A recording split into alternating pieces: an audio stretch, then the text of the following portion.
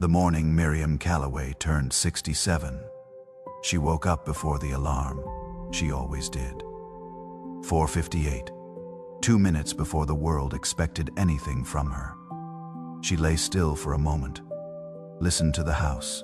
The old farmhouse in rural Oklahoma made sounds at night that she had learned over 40 years, the settling of wood, the particular creak of the third step on the stairs, the way the wind came around the east corner of the barn and pressed against the kitchen window, like it was asking to come in. She knew every sound. She had learned them alongside Everett. Now she learned them alone. She got up, put on the same worn robe she had worn for 11 years, walked to the kitchen, put the water on, and stood at the window, watching the dark field while the kettle heated. This was her morning. This had always been her morning. She just used to have someone to share the silence with. The envelope from the agricultural loan office was still on the table where she had left it the night before. She had read it 7 times. She knew what it said. She did not need to read it again. She just had not moved it yet. Moving it would mean deciding what to do with it, and she was not ready to decide. 90 days. That was what the letter said. 90 days to restructure the loan or begin proceedings. That was the language they used. Proceedings, a clean word for a hard thing. She poured her coffee. She did not sit down. She stood at the window and looked out at the field that Everett had worked for 38 years before his hands gave out. The field she had worked beside him and then after him. The field that had given them 2 good decades and 3 hard ones and 1 catastrophic year that they had somehow survived together. She had survived the last 2 years alone. She was not sure surviving was the right word for it. She took her coffee to the front porch. This was the other part of her morning, the part that had never changed in 40 years. She sat in the chair on the left. The chair on the right was Everett's. She had never moved it. She was not going to move it. The sky over the eastern field was just beginning to change. Not light yet. That particular shade of almost light that comes before everything else. Miriam had watched this sky more mornings than she could count. She used to think it was beautiful. These days, she mostly just watched it and waited for the day to start, so she could have something to do. Doing was easier than feeling. It always had been. But Miriam had made an art of it. Everett used to say to her, in that quiet way of his, not accusing, just observing Miriam, "You are carrying the whole sky again." She would shake her head, tell him she was fine. He would look at her the way he always looked at her, like he could see straight through every wall she had ever built, and he would nod and not push further. He always knew when not to push. She missed that. She missed being known without having to explain herself. She had not talked to God in 18 months. Not really. She still went to church. She still bowed her head when the pastor prayed. She still said grace before dinner, alone at the kitchen table, because it felt wrong not to, because her mother had taught her that, and her mother was not someone whose teachings you abandoned lightly. But when she closed her eyes and tried to speak to him directly, truly speak, the way she used to, the way that felt like a real conversation, the words dried up somewhere between her chest and her throat. There was just silence. And she did not know if the silence was coming from her, or from him, or from the empty chair beside her on the porch. She suspected it was her. She just could not fix it. This particular October morning, 3 days into the 90-day window the bank had given her, Miriam sat in her chair and held her coffee, and listened to the field begin to wake up around her. There are sounds a working farm makes in the early morning that have nothing to do with the farmer. The birds start first, then the insects in the grass. Then the air itself seems to shift, some invisible signal that the night is releasing its hold on things. Miriam had loved those sounds once. Now she mostly heard them as evidence that the world continued whether she was ready or not. She was not, at this particular moment. Ready. She was 67 years old. She had buried her husband. She was facing the possible loss of the only home she had known as an adult. Her granddaughter had stopped returning calls with any regularity. The woman who had been her closest friend for 30 years had moved to be near her own children in Arizona. And they talked on the phone, but it was not the same. And Miriam was too proud to say it was not the same. She was, by every external measure, a woman holding things together. Inside, she felt like a house where the foundation had quietly shifted. Everything still standing. Everything still functional, but something essential had moved, and she did not know how to name it, and she did not know how to fix it, and she was very, very tired. She did not cry. Miriam Calloway did not cry. Not at the funeral, not in the months after, not on the hard nights when she woke at 2 in the morning and reached to the other side of the bed and found the sheet cold. She had cried once, privately in the bathroom, 3 days after Everett died. She had allowed herself that. Then she had dried her face and gone back out and done what needed doing. That was who she was. That was who she had always been. She just had not realized, until recently, how much of that had cost her. In the drawer beside the kitchen sink, under the dish towels, was a letter. She knew exactly which letter. She had put it there herself 9 months ago. After finding it in the box of Everett's things, she had finally gotten around to sorting through. It was in his handwriting. His name for her was on the front of the envelope, just Miriam. One word. His particular way of forming the letters. She had held it for a long time that day. Then she had put it in the drawer. She told herself she was not ready. She told herself she would open it when she was stronger. She had not opened it. She was not stronger. There are things we do not open because we understand, somewhere below the level of thought, that opening them will change us. And sometimes we are not ready to be changed. Sometimes we need to stay who we are for a little while longer, even if who we are is someone quietly breaking. Miriam understood this about herself. She just could not seem to do anything about it. The light was coming now, real light. The sky above the east field had gone from black to deep blue to something closer to violet, and the outline of the tree line was becoming visible, and the particular shade of Oklahoma morning that she had watched for 40 years was beginning to arrive. She thought about Anna. She had not thought about Anna in years. Anna from the old story, the woman in the temple, lips moving, no sound coming out.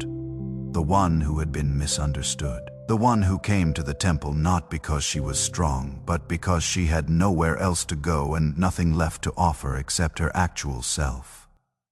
Miriam had preached a Sunday school lesson on Anna once 30 years ago. She had explained Anna's faith, her persistence, her willingness to bring her pain before God without prettying it up. She had understood Anna, then the way you understand a story. Clean, compartmentalized, useful for teaching.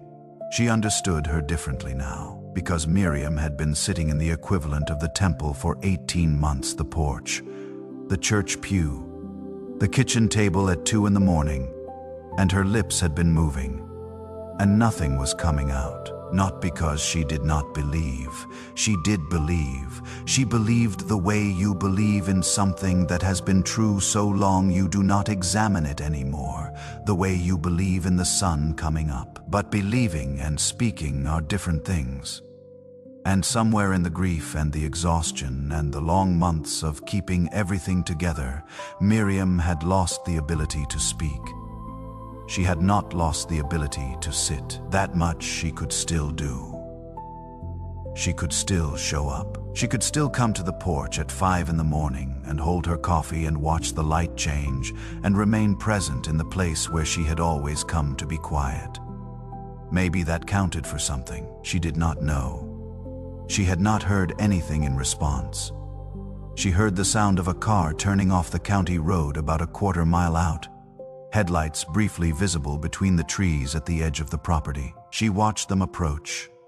She was not expecting anyone. The car pulled into the gravel drive and stopped, and the door opened, and Miriam squinted in the low light at the figure coming up the path. Nola, her granddaughter, 19 years old, who was supposed to be 3 states away at her second semester of college. Miriam set down her coffee, stood up slowly, watched the girl come up the porch steps with a duffel bag over her shoulder, and the particular look on her face that Miriam recognized, not because she had seen it on Nola before, but because she had seen it on herself, in photographs, in mirrors. The look of someone who has been holding on very tightly for a very long time and is not sure how much longer they can manage it. The girl stopped at the top of the steps. They looked at each other. Miriam said, "You did not call." Nola said, "I know. I am sorry." Miriam looked at her granddaughter's face for another moment. Read what was written there. Set aside, for now, the questions she would need to ask. Set aside the worry, which was already considerable. Set aside the fact that she had no idea what had brought this child to her door at 6 in the morning, when she should have been in class. She simply opened the screen door wider. "Come in," she said. "I will put more water on." This is how it begins. Not with answers, with presence. With the door held open before the explanation is given. With the water put on before anyone has to ask. Miriam did not know, standing at her kitchen stove with her back to her granddaughter, that this girl had not come to receive help from her. She did not know that what was about to unfold over the coming weeks would ask more of her than she thought she had left to give, and return to her more than she had thought she would ever recover. She did not know that the letter in the drawer by the sink was about to become the most important thing she had read in 2 years.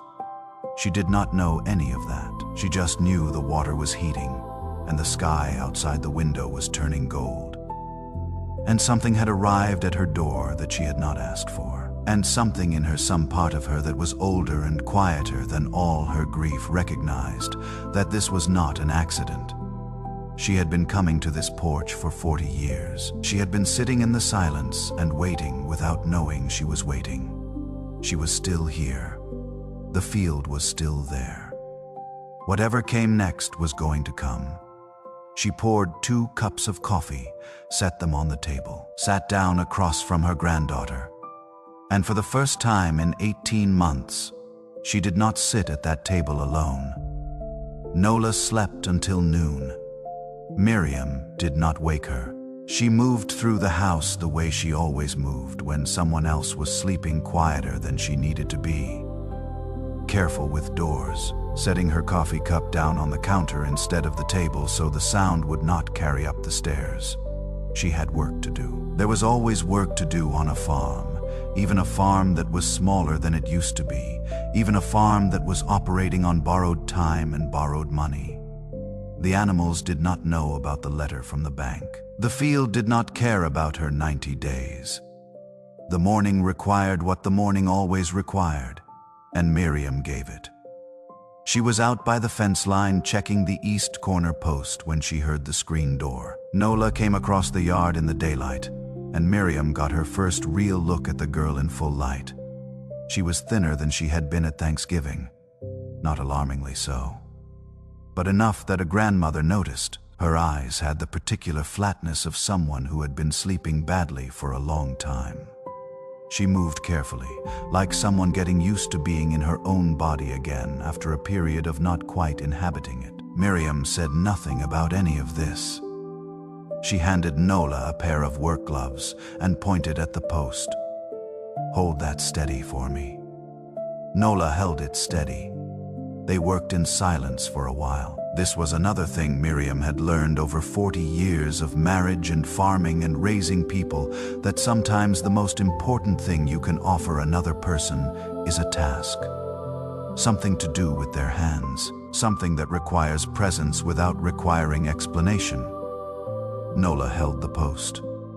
Miriam worked. The Oklahoma morning was cold and clear, and the sky was that particular shade of winter blue that looks like it was painted rather than occurring naturally. After a while, Nola said, "I did not fail out." Miriam kept working. "Okay, I just could not stay." I tried to explain it to Mom, but she kept asking which class was the problem, and it was not a class. It was everything else. Miriam straightened up, looked at her granddaughter. The girl was staring at the field, not at her. Jaw set, trying to look like someone who was fine. Miriam recognized this because she had practiced the same expression in the same mirror for 67 years. She did not say, "Tell me what happened." She did not say, "I am worried about you." She said, "There is another post on the south side that needs checking. Walk with me." And Nola walked with her. This is how some conversations have to be conducted. Not face to face, where the looking becomes too much. Side by side, walking with something else to look at. Miriam had learned this from Everett, who had learned it from his own father, who had probably learned it from someone before him. The wisdom of people who understood that the truth sometimes needs a little room to arrive. They walked the fence line. Nola talked. Not all of it. Not yet. But enough. She said she had felt invisible, not to any one person, not because of any single event, but the accumulated weight of being surrounded by people and feeling unseen. She said some days getting out of bed felt like lifting something much heavier than a body. She said she had spent 3 weeks going through the motions before she finally admitted to herself that going through the motions was all she was doing, and that felt dishonest in a way she could not keep sustaining. She said she thought about Miriam. She said she did not know exactly why. She said that when she tried to think of a place that felt like something real, this farm was what came to mind, this specific place, the porch, the smell of the fields in the cold. The way her grandmother moved through a morning like the morning was something she had made a long time ago and still trusted. Miriam listened. She did not interrupt. She did not offer solutions. She did not reach over and pat the girl's arm and say things will get better, which is what most people would have done and which would have ended the conversation immediately. She listened the way someone listens when they understand that being truly heard is itself a form of medicine. When Nola finished, they had reached the south corner post. Miriam examined it. The wood was sound. She ran her hand along the post the way Everett used to, checking for softness, for the particular give. That meant rot had started underneath. It was fine. She had known it would probably be fine. That was not why she had suggested the walk. She said, "You know I am not going to tell you it was the wrong choice. Coming here." Nola looked at her. Miriam said, "You listened to something in yourself. Most people your age do not know how to do that yet. Most people my age do not either." They stood there in the cold for a moment. The field stretched out around them, brown and quiet in its winter state, waiting for spring the way fields do, with a patience that has nothing to do with hoping and everything to do with simply being what they are until the season changes. Miriam thought about Joseph. She did not say his name out loud. She had not said it out loud in years, but she thought about him, standing in the dark cell with nothing but his own faithfulness to hold on to. Not knowing how long, not knowing if, just continuing to be what he was, in the place he had been put, because that was the only honest thing left to do. 13 years between the promise and the fulfillment. She had always known that story. She had taught that story. But there is a difference between knowing a story and needing it, and Miriam was beginning to understand that she had arrived, somewhere in the middle of her grief, at the place where she genuinely needed it. The weeks she had called empty. The months she had described to herself as waiting, as standing still, as getting through. All those 5 of the clock mornings on the porch when she thought she was just surviving. What if surviving had been the point? What if holding on, even without understanding why, even without feeling anything in return, was itself the work she had been called to do in this particular season? She had been faithful in small things. She had kept showing up. She had not left. She did not know yet what any of it was for, but she was beginning to consider the possibility that not knowing was not the same as it being for nothing. That afternoon, she did something she had not done in 3 years. She walked the entire northwest quarter alone, not to assess the drainage, not to calculate the cost of repair, but simply to look at it. To be present in the problem without trying to solve it in that moment. Yosef had not fixed his prison cell. He had simply remained faithful inside it until the door opened from the outside. She could not fix the loan, but she could stop pretending the field was not worth fighting for. They walked back to the house. Nola stayed. The first week, Miriam gave her granddaughter the kind of work that farm life provides, in abundance, practical, physical, necessary. Nola was not a farm girl. She had grown up in a suburb of Tulsa, and her experience with agriculture was primarily observational. She did not know how to check a fence post or read the soil, or understand why Miriam was concerned about the drainage on the northwest quarter of the property. But she could learn. And she did. Slowly, with the patience that comes from having nowhere else to be, Nola began to absorb the rhythms of the place. She started getting up at 5. Not because Miriam asked her to. Miriam had said nothing about it, but Nola had seen, from the first morning, the ritual of it. The quiet, the coffee, the porch. The particular quality of attention Miriam brought to the pre-dawn hours, like someone waiting for something without knowing exactly what they were waiting for. The third morning, Nola came downstairs at 4:58 and found Miriam already in the kitchen. She poured herself a cup without being invited. They took their coffees to the porch. They sat, Miriam in the left chair, Nola in the chair closest to the door, neither of them in Everett's chair. They watched the sky change. After a while, Nola said, "You do this every day?" Miriam said, 40 years. Nola was quiet for a moment. Then, "What are you waiting for?" It was not a rude question. It was a genuine one, asked by a young person who had not yet learned to perform certainty she did not have.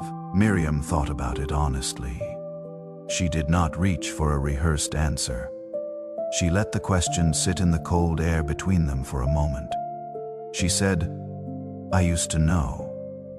Now I am less sure, but I keep showing up anyway." Nola nodded slowly, like someone receiving information that explained something she could not previously account for. They watched the rest of the dawn in silence. It was on the 9th day that Miriam opened the letter. She had not planned to open it that day. She had not decided the night before, had not woken up with any particular sense of resolution. She had simply gotten up, made coffee, gone to the drawer for a dish towel, and her hand had landed on the envelope instead. She stood at the sink for a long time. Nola was still upstairs sleeping. The house was entirely quiet. The field outside was silver with frost. She picked up the envelope, looked at her name in Everett's handwriting.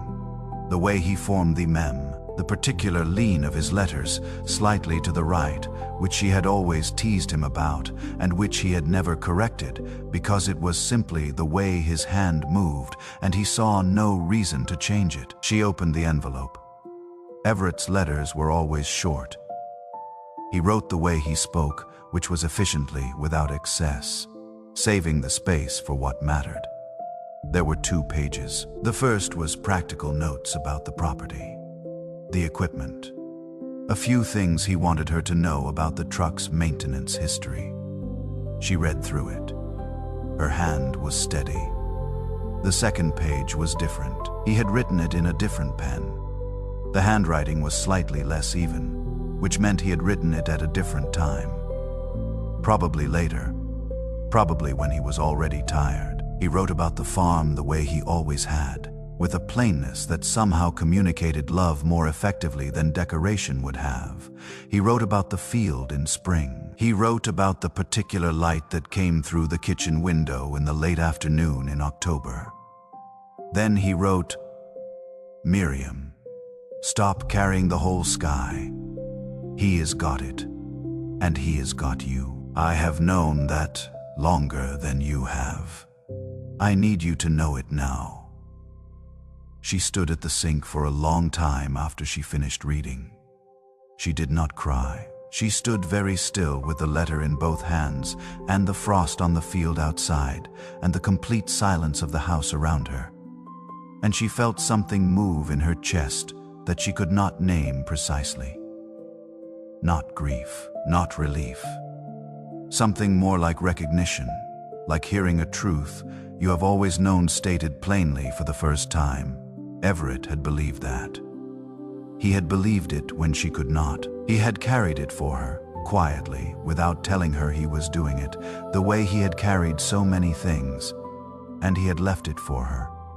For exactly this moment, for the morning when she needed it most, and had no way of knowing, when he wrote it, that this morning would come. She folded the letter carefully, put it back in the envelope, set it on the kitchen table where she could see it. Then she went upstairs and knocked on Nola's door.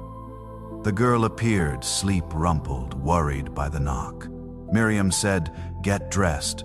I want to show you something." She took Nola to the northwest quarter of the property, the section she was most worried about, the section where the drainage problem had been getting worse for 3 years, and where the soil quality had declined in ways she was not sure how to reverse on her own. She had known for 2 years that she needed help with this section. She had not asked for help because asking for help had never been something Miriam Calloway did easily. She showed Nola the field the way Everett had shown it to her decades ago. How to read the color of the soil in different seasons, where the water collected after rain, and what that meant for the spring planting. The particular patch in the southeast corner of this section where something had always grown better than anywhere else, and nobody had ever been able to explain why. Nola listened with the same focused attention she had been bringing to everything on this farm. She asked questions that were specific and genuine. She crouched down and picked up a handful of soil and looked at it the way Miriam had shown her. Not like someone performing interest, but like someone who had actually become interested. Miriam watched her granddaughter hold that soil. 19 years old, came here carrying something heavy. And in 9 days on this farm, something in her had begun to shift, not dramatically, not completely, but the flatness in her eyes was different now. Something had started moving again behind them. Being here had done that. Being given real work and real silence, and the company of someone who was not going to pretend that things were easier than they were that had done something. Miriam thought about what Nola had said on the fence line, that she had felt invisible. And she thought about how visibility works. How it is not always given to you by someone else looking at you. Sometimes it comes from being given a task that requires your actual presence. From being handed the work gloves, from being trusted with the fence post. She had not saved her granddaughter. She had simply included her. She had simply continued being herself. In this place, doing this work, and the girl had come and found something in it that she needed. Maybe that was enough. Maybe that was. Sometimes, the whole thing, she thought about Simon, standing on the shore that morning. not knowing what to do with his own failure. And the meal already prepared, the fire already burning. Not a lecture, not a list of what he had done wrong, just the fire, the fish, the question asked 3 times, and the trust given back in the form of a new responsibility. You can restore someone without discussing the failure directly.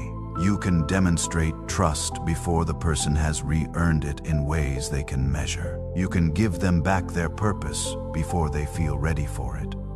Because sometimes the readiness comes from the giving, not the other way around. She had not known 9 days ago that she was doing any of this intentionally. She had simply opened the door and put the water on and handed over the gloves. But standing in the cold northwest field, watching her granddaughter hold a handful of Oklahoma soil with genuine attention, Miriam understood that something had happened here. Something had been exchanged between 2 people who each needed what the other, without knowing it, had to give. She was giving Nola a place to be real, and Nola was giving her something she had not expected and could not have asked for. The company of someone else who was learning, in their own way, to keep showing up. That evening, Miriam sat at the kitchen table after dinner and looked at the letter from Everett, and looked at the letter from the bank, and looked at the window that showed her the field going dark as the sun went down. 81 days left. She had made no calls. She had made no decisions. She had done nothing about the practical problem that was waiting patiently for her attention. But something had changed in her, something small and essential and not yet visible to anyone, including herself. She thought about what it meant to stop carrying the whole sky. She had been carrying it so long she had forgotten what her own arms felt like. Without it, she had forgotten what it felt like to trust that the weight was held somewhere other than her own shoulders. She had called that strength. She had been proud of it. She had built her entire sense of herself around the fact that she did not need to put anything down. But there is a difference between strength and refusal. There is a difference between endurance and the inability to accept help. She had confused them for decades. She was only now, at 67, beginning to understand the difference Everett had known. He had seen it in her from the beginning, and he had loved her through it and around it and in spite of it.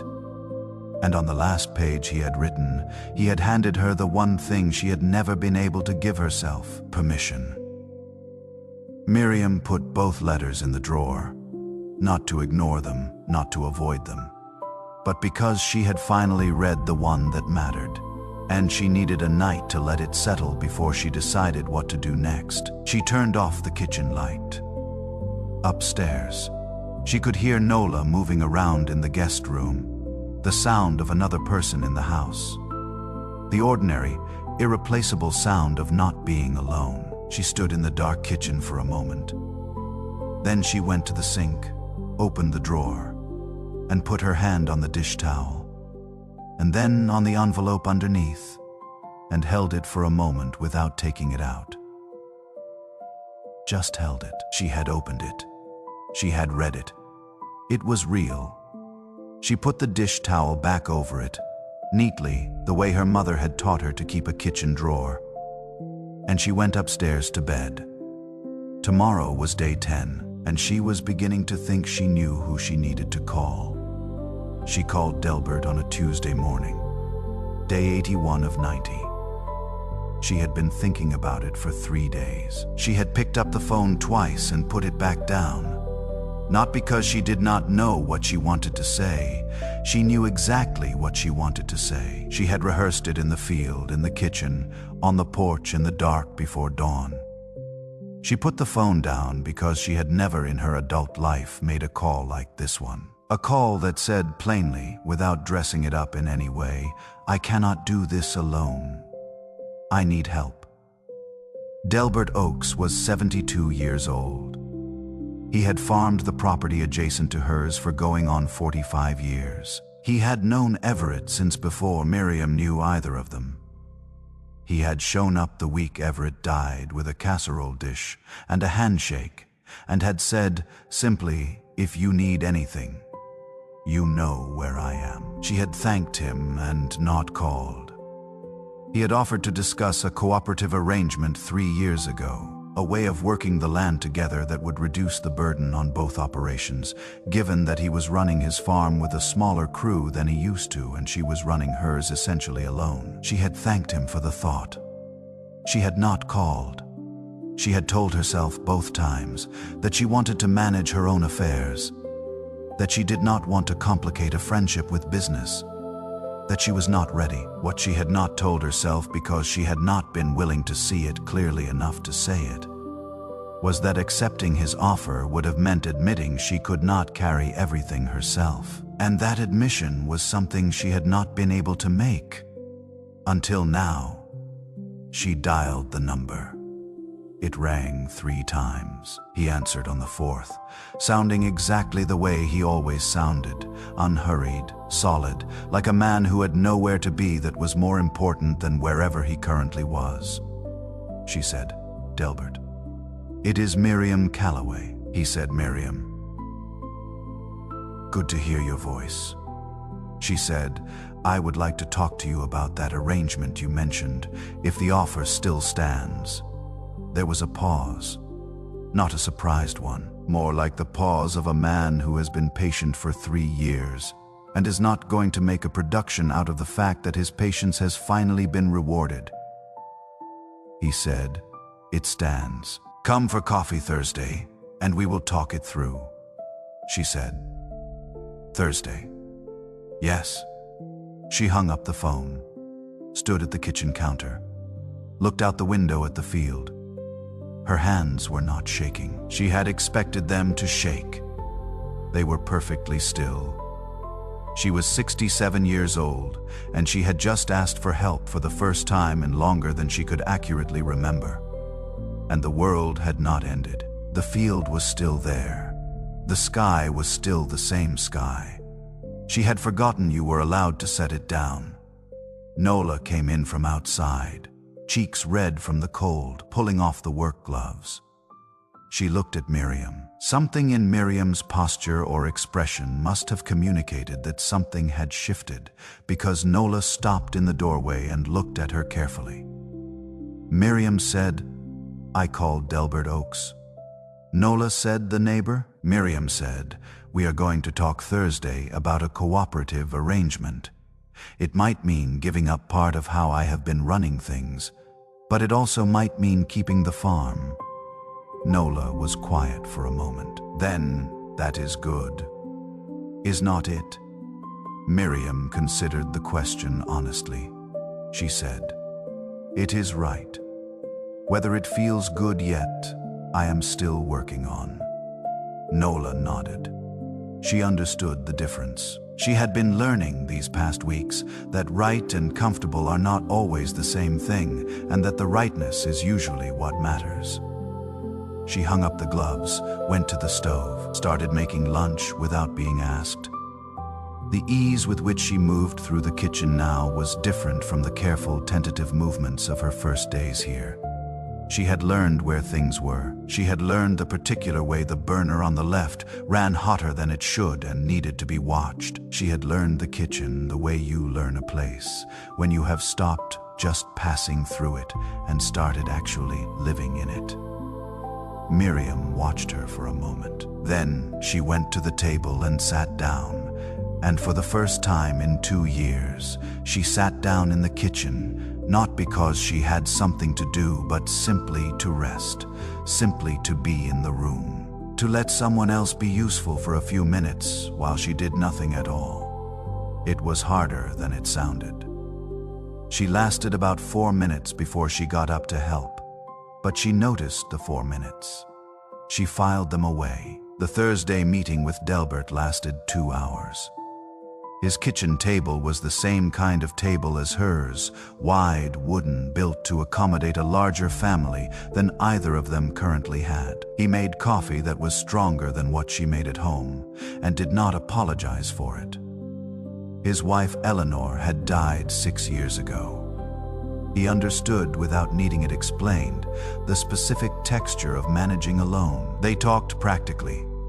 He had ideas she had not considered. She had observations about her land that modified some of his assumptions. It was a conversation between two people who each knew their subject and were willing to listen to what the other one knew. She had not expected to enjoy it. She did. When the practical part was settled, at least in outline, when there was enough of an agreement on the table to bring to the bank as evidence that the situation was not what it had been 90 days ago, Delbert refilled her coffee and leaned back in his chair and said, "Everett would have called me about 3 years ago, you know." Miriam said. "I know," Delbert said. "He was better at that." Miriam said. He was a pause. Outside the window, Delbert's field was the same brown and silver of winter, the same waiting patience of dormant ground. She said, "I found a letter he left. He told me to stop carrying the whole sky." Delbert looked at her for a moment. Then he said, "Good man," she said, "the best." They sat with that for a moment. Two old people at a kitchen table in rural Oklahoma in the middle of winter, holding their coffee, not needing to say anything more than that. She drove home with the windows down despite the cold. She needed the air. She needed the feeling of the landscape moving past her. The flat fields, the bare trees, the wide sky of the Oklahoma plains that she had lived under for 4 decades, and that she had, in some ways, been fighting for the past 2 years without realizing it. She pulled into her own driveway and sat in the truck for a moment before going in. Looked at the house. The old white farmhouse with the porch where she had sat every morning for 40 years. The chair on the left, the chair on the right. She thought about Simon on the shore. She had been thinking about Simon a great deal these past weeks. Not in any programmatic way. Not as a lesson to be applied, but the way you think about a story when it has become suddenly and personally relevant after a lifetime of knowing it only academically. Simon on the shore. The fire already built. The fish already cooking, nobody waiting with a list of failures, nobody requiring an explanation or an accounting of the ways he had fallen short. Just the fire, just the food, just the question, do you love me? Not do you deserve to be here, not have you earned this, not can you explain what happened that night. Just, do you love me? And then, before Simon could do anything to prove his answer, the assignment. Feed my sheep. The trust given back before the trust had been rebuilt in any measurable way. The responsibility returned before the recipient felt ready for it. Because the readiness was never going to come from feeling ready. It was going to come from being trusted before you believed you deserved it, from being handed back your purpose and discovering, in the act of carrying it, that you were more capable than you had believed yourself to be in your diminished state. Miriam had needed to be trusted. She had needed Everett's letter, which was in its own way a form of trust extended across death. She had needed Delbert's offer, extended and held open for 3 years without pressure. She had needed Nola to show up at her door and need something from her, which had required her to be present and useful in ways that she had not been able to manufacture for herself alone. She had been given back her purpose in small pieces by people who trusted her before she trusted herself. She had not earned any of it through effort. She had received it through relationship. This was not a small thing. She was 67 years old, and she was only now understanding it clearly. She went inside. Nola was at the kitchen table with a notebook, writing something. She looked up when Miriam came in, read her face, and asked, "How did it go?" Miriam said. "We have a path forward," Nola said. "You look different." Miriam considered this. She said, "I might be." She took off her coat, hung it on the hook by the door. The hook that Everett had installed 30 years ago, because she had mentioned once that she wished she had somewhere to hang her coat when she came in from the field, and he had put it up the next morning without mentioning it. That was how he had loved her. Quietly, practically, by paying attention and then doing the thing. She looked at the coat hanging there. She thought about how much of him was still in this house. Not as absence, the way she had been experiencing it, but as presence. As all the small decisions and installations and repairs and choices that had accumulated over decades and that were woven into the structure of the place in ways that were not visible unless you knew where to look. He was in the coat hook. He was in the fence posts he had set. He was in the kitchen window. He had reframed when the old one started leaking, doing it on a February weekend when the temperature barely got above freezing because she had mentioned the draft and he had not wanted her to be cold. She had been surrounded by him the whole time. She had been experiencing his absence because she had been looking for him where he no longer was, instead of recognizing him in the places he had left himself. She had not lost everything. She had been failing to see what remained. This realization did not come like thunder.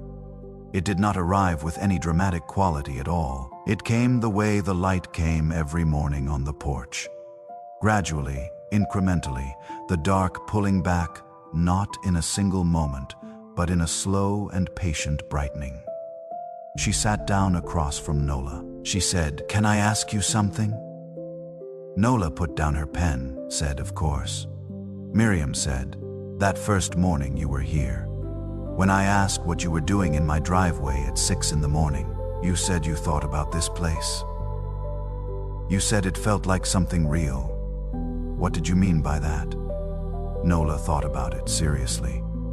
The way she thought about serious things now, not the deflective quickness of her first days here. The actual consideration. She said, "Everything at school felt like performance. Like everyone was working very hard to look like they were doing fine. And I was working very hard to look like I was doing fine. And underneath all of it, nobody was actually doing fine. And nobody was allowed to say so. And then I thought about you. And I thought about how you just are. What you are. You do not perform anything. You get up at 5 in the morning and you go out to the field and you fix the fence posts and you make the coffee and you sit in your chair and you do not pretend any of it is more than it is or less than it is. And I thought, that is real. That is an actual life. I want to be near that for a while." Miriam listened to all of this. Then she said, "I have been pretending." Nola said, "What?" Miriam said, "For 18 months I have been performing being fine. Different audience than yours. Same show." Nola was quiet for a moment. Then, very quietly, "I know. I could see it. I just did not know if I was supposed to say so."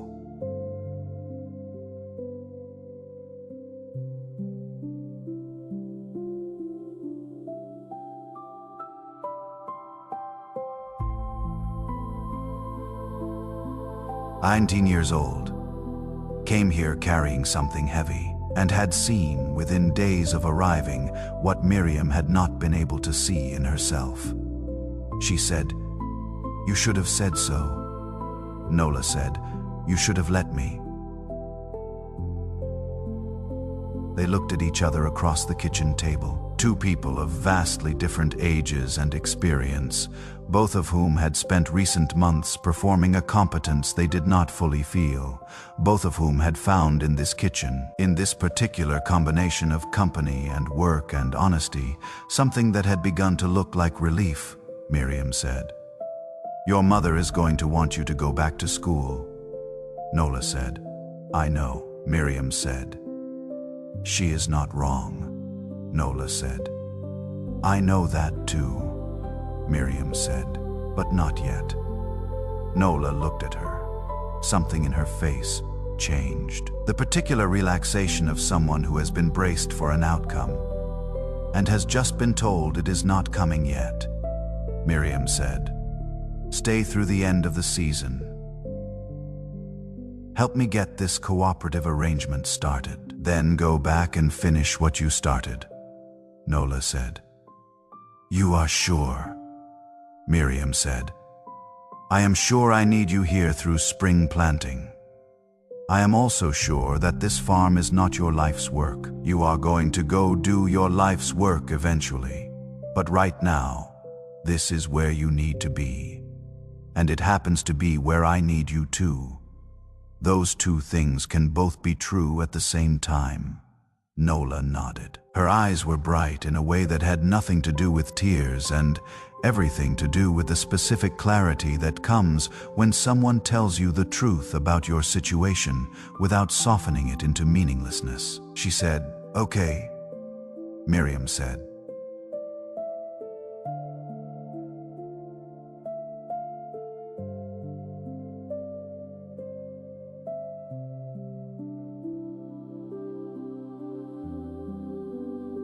She got up and started making dinner.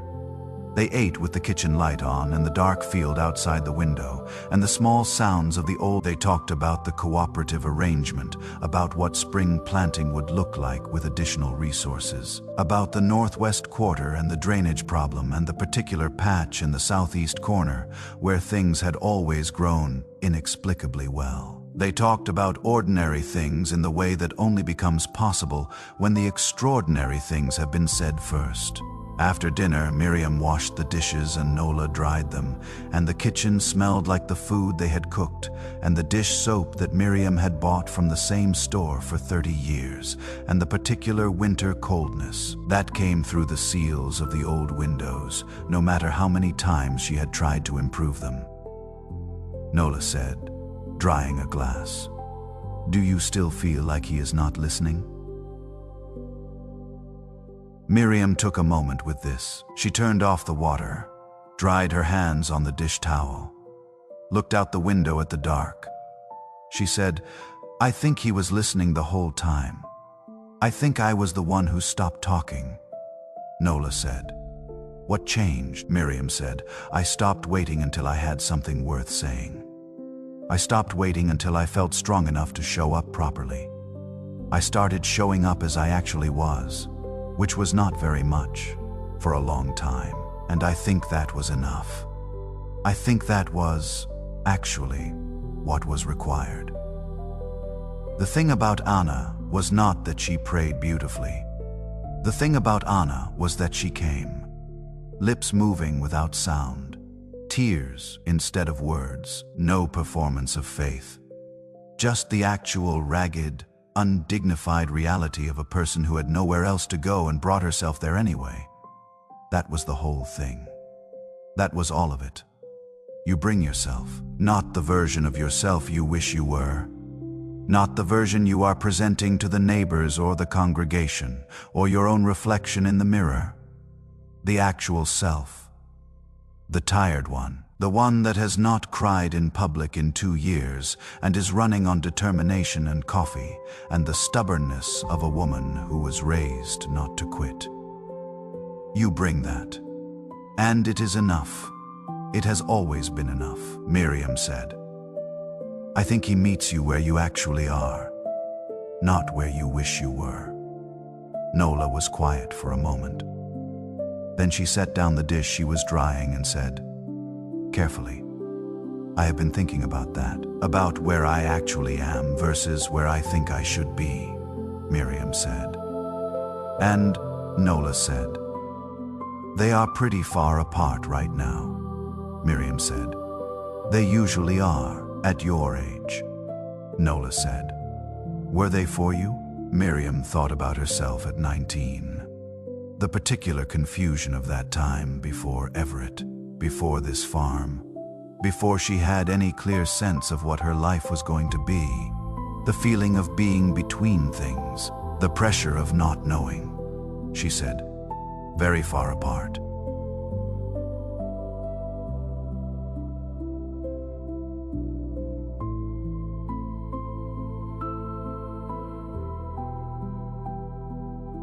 "A long time," Nola said. "How did you close the gap?" Miriam said.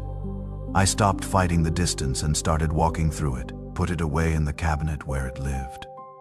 Closed the cabinet door. Outside, the Oklahoma sky was completely dark now.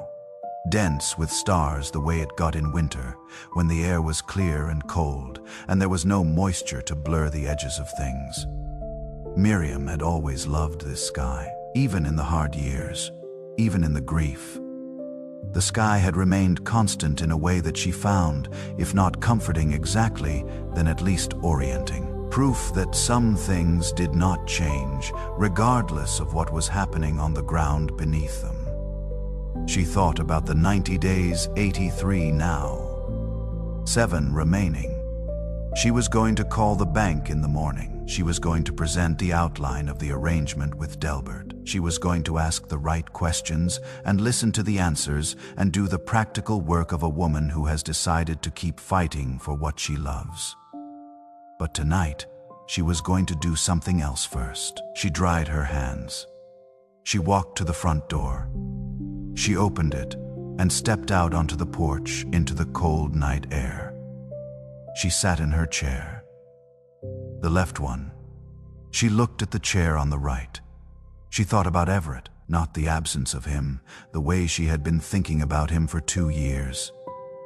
The presence of him, the coat hook, the fence posts, the last page of the letter in her handwriting, the way he had known her well enough to write, in the simplest possible language, exactly what she needed to hear at exactly the moment she needed to hear it. She thought about Anna bringing her real self to the only place she knew to go.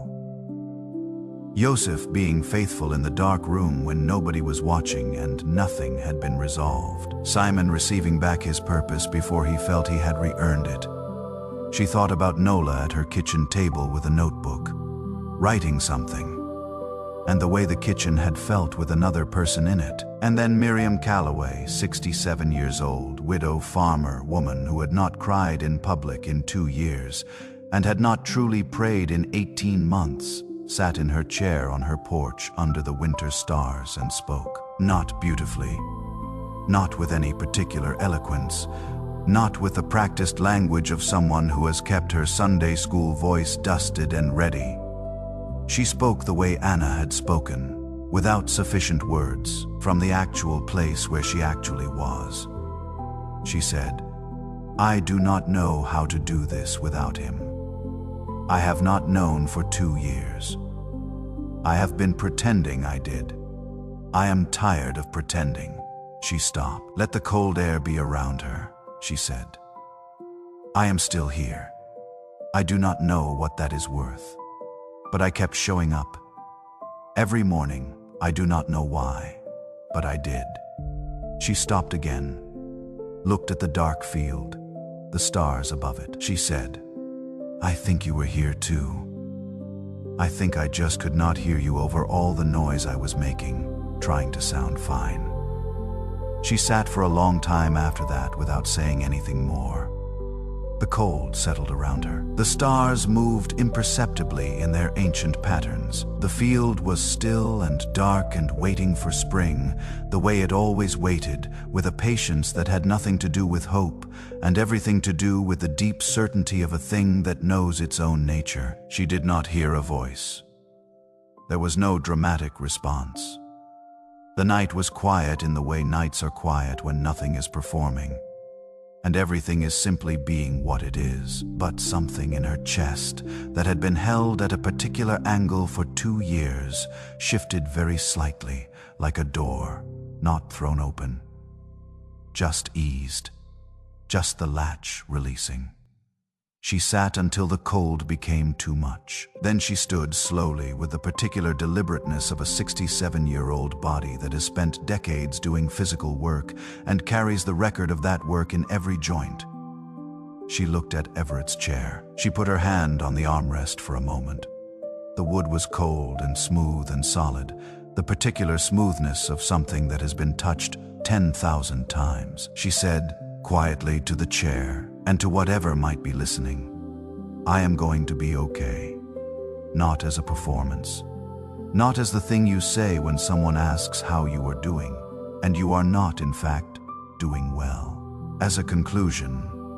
As something she had arrived at through the specific combination of a letter in a drawer, a granddaughter on the porch at dawn, A phone call on day 81, and a quiet night under the Oklahoma stars, where she had finally brought herself, the actual self, the tired and stubborn and still standing self, to the only place she had always known to go. She went inside. She left both porch lights on. In the spring, the northwest quarter drained better than it had in years.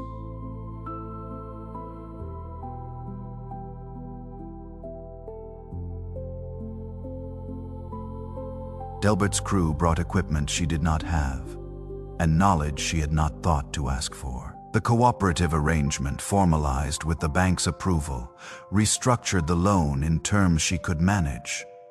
The field that had always grown better than it should in the southeast corner grew better than ever that year. Nobody could explain it. Miriam did not try. Nola went back to school in September. She called every Sunday. The calls were shorter than Miriam might have wanted, and longer than Nola probably planned. And they were real in the way that only conversations between people who have worked the same cold ground together can be real. Every morning, Miriam was on the porch at 5. The left chair, the right chair beside it. One February morning, she came out to find a thin skin of ice on her coffee cup from the night before. She had left it there by accident. She sat down anyway, wrapped both hands around the cold ceramic, watched the east field go from black to gray to the particular violet that came just before real light. The ice melted by the time the sun cleared the tree line. Some mornings Nola was not there. Delbert was not there. The answers were not there. But Miriam was. And she had stopped waiting until she felt ready to show up. She simply showed up every morning, with whatever she had, which was, it turned out, enough. It had always, it turned out, been enough.